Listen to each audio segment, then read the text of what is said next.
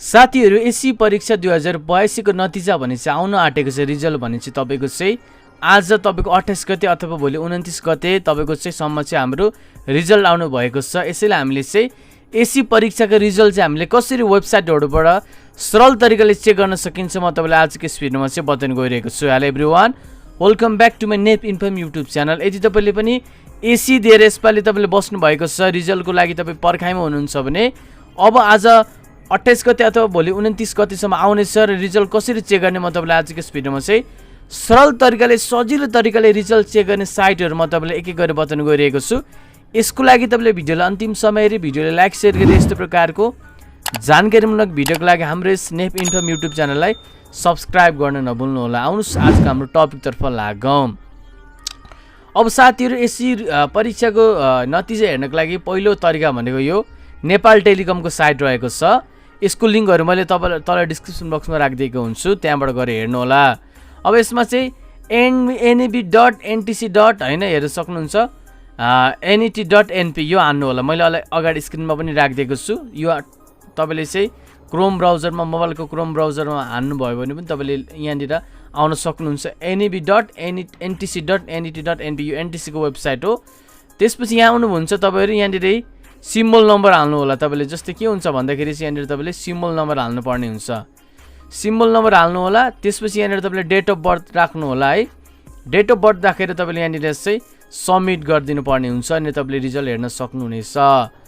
यो त भयो पहिलो तपाईको साइट। अर्को साइट भनेको तपाईको चाहिँ कलेज इन्फो को साइट रहेको छ। ac.collegeinfonepal.com हान्नुभयो भने यहाँ आउँछ। जस्तै यहाँनिर तपाईलाई म देखाइदिन्छु।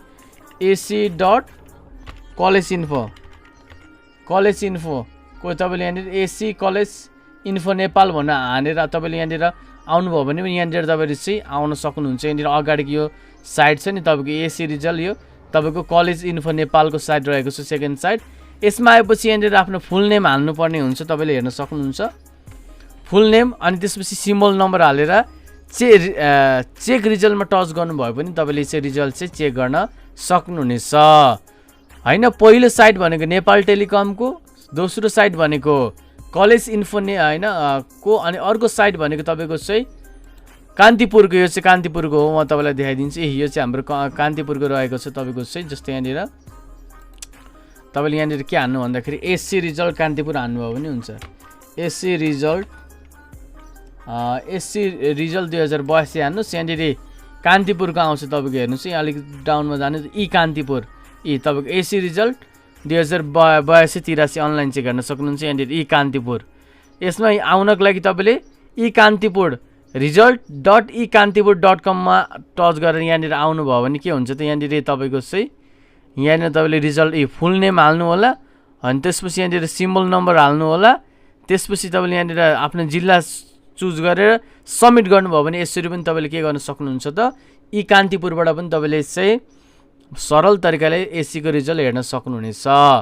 अर्को साइट भनेको यो खरी भन्ने रहेछ, 12 खरी भन्ने साइट। 12 खरी ac.12khari.com हान्नुभयो भने पनि यहाँनिर तपाईले फुल नेम, मोबाइल नम्बर, अनि यहाँनिर सिम्बल नम्बर अनि डेट अफ बर्थ हानेर सबमिट गर्नुभयो भने यसरी पनि तपाईले हेर्न सक्नुहुनेछ है त। अनि अर्को भनेको तपाईको चाहिँ यही एनईबी को साइटबाट पनि हेर्न मिल्छ है। यसको भिडियो म तपाईलाई अर्को पालोमा लिएर आउनेछु। यही साइटहरु रहेको छ, तपाईको सरल तरिकाले हेर्न सक्नुहुनेछ। भिडियो मन परेको छ भने भिडियोले लाइक शेयर गरी यस्तो प्रकारको जानकारीमूलक भिडियोको लागि हाम्रो यस नेप इन्फर्म युट्युब च्यानललाई सब्स्क्राइब गरिदिनु होला। धन्यवाद।